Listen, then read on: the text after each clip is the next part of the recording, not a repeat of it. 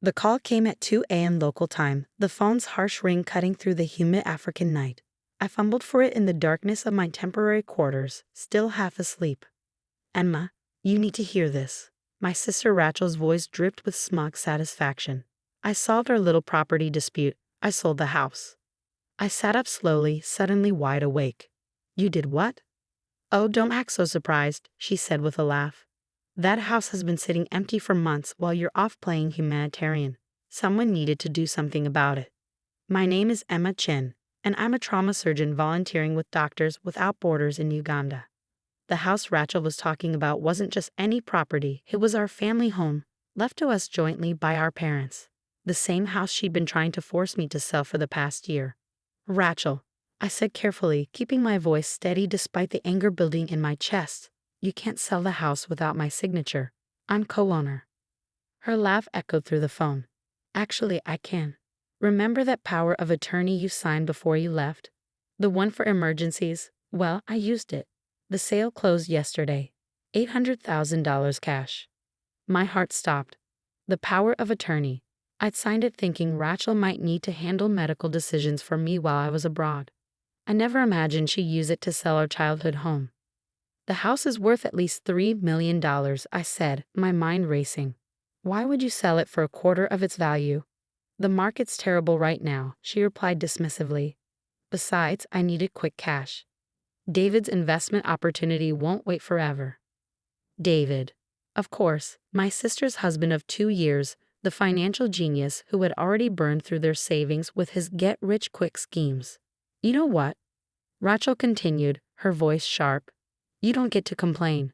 You abandoned everything to play doctor in Africa. Someone had to deal with reality back home. I closed my eyes, thinking about what was hidden inside that house. Something Rachel knew nothing about, something that would make her quick cash sale look like the disaster it truly was. Who bought it? I asked, trying to sound defeated. Some development company. They're demolishing it next week to build condos.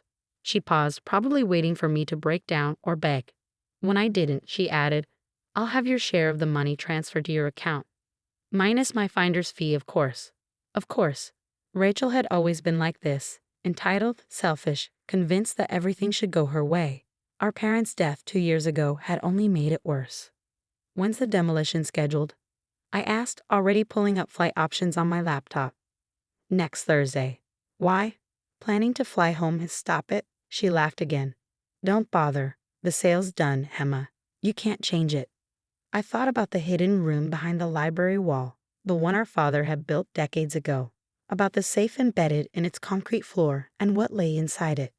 We'll see about that, I said quietly and hung up. The next few hours were a blur of activity. I arranged emergency leave from the hospital, booked the first available flight to Boston, and made some crucial phone calls. By sunrise, I was on my way to Entebbe International Airport. During the long flight home, I thought about the last conversation I'd had with our father, just days before the car accident that killed both our parents. The safe holds everything, he'd said, pressing the key into my hand. Documents, accounts, everything I've built. Rachel can never know. She's not ready for that responsibility. Promise me you'll protect it. I promised, not fully understanding what I was agreeing to. It wasn't until after their death that I finally opened the safe and discovered the truth about our family's legacy. The papers inside revealed that our father, the quiet librarian everyone knew, had been living a double life. He'd spent decades building a real estate empire under various aliases, accumulating properties and investments worth over $50 million. All of it hidden, protected, waiting for the right moment to be revealed. I kept the secret, just as he'd asked. Even when Rachel started pressuring me to sell the house, I'd held firm. The safe and its contents had to be protected. Now, as my plane descended into Boston Logan International Airport, I pulled up the text I'd received from my father's old lawyer, Benjamin Wong. Documents ready. Meeting set for tomorrow. She won't know what hit her. Rachel thought she'd won. She thought she'd finally beaten her older sister, the one who'd always played by the rules. But she had no idea what was coming. As I collected my luggage, another text came through, this one from Rachel. Demolition team's doing a walkthrough tomorrow. Last chance to say goodbye to the old place. I smiled despite my exhaustion. Perfect timing. The taxi ride to my old apartment was surreal. Boston had changed in the months I'd been gone. Or maybe I had. The familiar streets felt different somehow, charged with purpose. I unlocked my apartment door, dropping my bags in the entryway. Everything was exactly as I'd left it, covered in a thin layer of dust. I went straight to my office, to the locked drawer where I kept my most important documents. The key to the safe was there, along with copies of everything inside it. Proof of our father's empire, documentation of every property, every account, every investment. Rachel thought she was selling a $3 million house. She had no idea she was sitting on the headquarters of a real estate empire worth 50 times that amount. My phone buzzed again. Benjamin Wong. Everything in place for tomorrow. Are you sure you want to do this? It will destroy your relationship with her completely. I thought about Rachel's laugh when she told me about selling the house. About all the times she'd taken advantage, manipulated, and schemed her way through life. About how she used my trust against me, abusing the power of attorney I'd given her. Unsure, I texted back. Some relationships need to be destroyed. Tomorrow would change everything. Rachel thought she was clever, selling the house quickly and quietly, but she was about to learn that our father had taught me far more than she'd ever known. I sat down at my desk and began reviewing the documents I'd need for tomorrow's meeting. Every detail had to be perfect, because when the dust settled, Rachel would finally understand what it meant to truly lose everything. And I would be there to watch it happen. The morning dawned crisp and clear as I pulled up to our family home for the last time. 2 black SUVs were already parked in the driveway, one belonging to the demolition company, the other to Rachel and David. I checked my watch, 9:15 a.m. Right on schedule. Rachel was standing on the front porch with David, watching as men in hard hats conducted their preliminary inspection. She froze when she saw me step out of my car. "What are you doing here?" she demanded, her designer heels clicking against the wooden boards as she marched toward me. "I thought you were in Africa." "Surprise," I said calmly, adjusting my blazer. "I caught an early flight." David hung back, shifting uncomfortably. He'd always been wary of me, perhaps sensing that I saw through his smooth-talking facade. "You didn't need to come," Rachel snapped. "Everything's handled. The sale is final." "About that," I replied, pulling out my phone as a third vehicle turned into our driveway. "We need to talk." Benjamin Wong stepped out of his Mercedes, briefcase in hand. Rachel's eyes narrowed at the sight of our father's old lawyer. "What's he doing here?" "Mr. Wong," I called out, ignoring her question. Perfect timing. The demolition team's foreman approached, clipboard in hand. "Mrs. Harrison," he said, addressing Rachel. "We're ready to begin the internal inspection." "Actually," I interrupted, "you'll want to wait on that. There are some ownership issues we need to address first." Rachel laughed, but I caught the nervous edge in it. "There are no issues. I have power of attorney. The sale is legitimate." The power of attorney, Benjamin said, opening his briefcase, was for medical emergencies only. It did not grant you authority to sell jointly owned property. "What?" Rachel's face flushed. "That's not true. I had it reviewed by David's cousin who just passed the bar. I finished for her. Yes, I'm sure he did a thorough job." The foreman looked between us, clearly sensing trouble. "Should we come back another time?" "No," Rachel said quickly. "Proceed with the inspection. My sister is just being difficult." "Actually," Benjamin interjected, pulling out a document, "I have a court order preventing any demolition or alteration of this property pending investigation of fraudulent sale." Rachel's confidence finally cracked. "Fraudulent? I had every right to sell a $3 million property for $800,000 without consulting your co-owner." I asked quietly, "To use a medical power of attorney for a real estate transaction, to facilitate what appears to be deliberate property value manipulation?" David stepped forward, his salesman smile in place. "Look, Henma, if you're unhappy with the price, maybe we can." "This isn't about the price," I cut him off. "This is about what's inside the house." Rachel rolled her eyes, but I caught the flicker of uncertainty in her expression. "Inside, it's empty. We cleared everything out months ago." I turned to Benjamin. "Should we show them?" He nodded, pulling out another document. "Ms. Chen, would you like to do the honors?" I led the group into the house, through the familiar hallways to the library. Rachel's heels echoed on the hardwood floors, her nervous energy palpable. "What is this about, Emma?" she demanded. "If you're trying to stop the sale." "It's too late for that," I said, stopping in front of the bookshelf that had always been our father's favorite. "The sale was void the moment you signed the papers. But that's not why I'm here." I reached for the hidden latch behind Shakespeare's complete works, the one our father had shown me years ago. With a soft click, the entire bookshelf swung forward, revealing the hidden room behind it. Rachel gasped. David swore under his breath. The demolition foreman took an involuntary step back. "What? What is this?" Rachel whispered. "This," I said, stepping into the concrete room, "is our father's real legacy. The one he didn't trust you to know about." I knelt down and opened the safe embedded in the floor, the key turning smoothly in the lock. Inside lay decades of our father's careful planning, property deeds, account statements, corporate documents. Benjamin began laying out papers on the table. "Your father," he explained, "was more than just a librarian. He spent 30 years building one of the largest private real estate portfolios in Massachusetts, all under various aliases, all perfectly legal, all carefully hidden." Rachel stared at the documents, her face pale. "How much?" "The current market value," Benjamin said, "is approximately $50 million. David's eyes went wide. Rachel grabbed the edge of the table for support.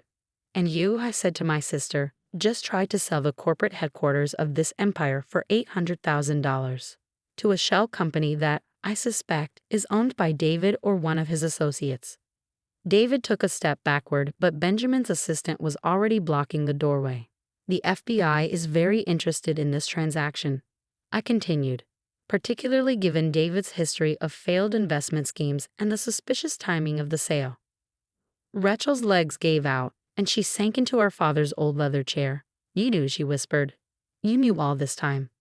"Dad told me everything before he died," I confirmed. "He made me promise to protect it until the right time." "And you didn't tell me?"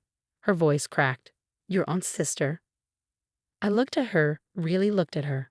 The designer clothes, the perfect makeup, the entitled attitude that had defined her entire life. "Dad knew you weren't ready," I said softly. "And he was right. The first chance he got, you tried to sell his life's work for pennies on the dollar." Benjamin cleared his throat. "The FBI agents are waiting outside. They have some questions about the attempted sale and the potential fraud involved." Rachel's head snapped up. "Fraud?" "But I had power of attorney." "A medical power of attorney," I corrected her. "Using it for real estate transactions is fraud. Selling property significantly below market value to a connected party is fraud. And doing it all without proper authority is definitely fraud."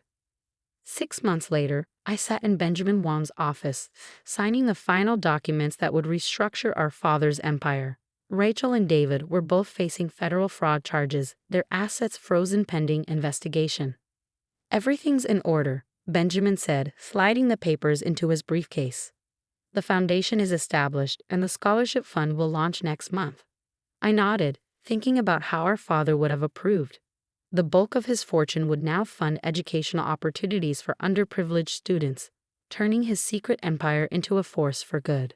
"Have you heard from Rachel?" he asked carefully. "Not since the indictment," I replied. "She tried calling a few times in the beginning, alternating between threats and tearful pleas for help. But after I testified about her fraudulent use of the power of attorney, she finally understood that there was no going back." The house still stood, though I'd had it completely renovated. The hidden room was now a secure office, its existence properly documented. The demolition company had been revealed as a front for David's latest scheme. He planned to flip the property for its true value once the fraudulent sale went through. My phone buzzed. A message from the hospital in Uganda. "When are you coming back? We miss our best surgeon." I smiled, thinking about how different my life was from what Rachel had imagined. She'd always seen my volunteer work as running away from real life. She never understood that I'd chosen that path precisely because I could, because our father had secretly ensured we'd never want for anything. "The FBI finished their asset trace," Benjamin said, pulling up some documents on his computer. "It seems David had set up quite an elaborate network of shell companies. He was planning to use your father's house as collateral for some substantial loans." "Let me guess," I said dryly. "More investment opportunities?" Benjamin nodded. Rachel claimed she didn't know the full extent of his plans. She knew enough, I replied.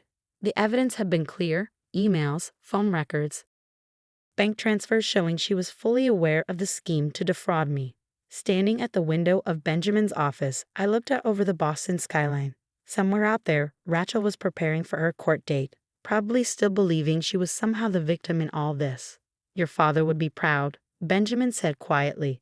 Not just of how you protected his legacy, but of what you're doing with it. The Scholarship Foundation had already selected its first recipients, bright, ambitious students who reminded me of our father.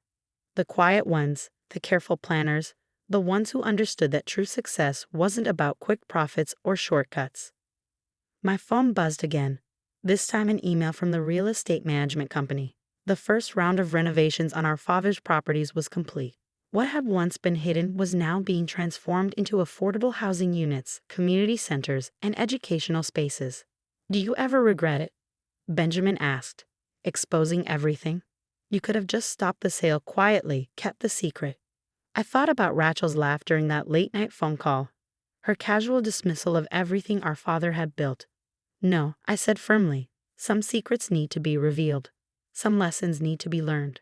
Later that evening, as I packed for my return to Uganda, I found an old photo album. In it was a picture of Rachel and me as children, sitting in our father's library, surrounded by the books that had concealed his empire. We were smiling, unaware of the secrets hidden behind those shelves. I closed the album, thinking about how differently things had turned out from what either of us had expected.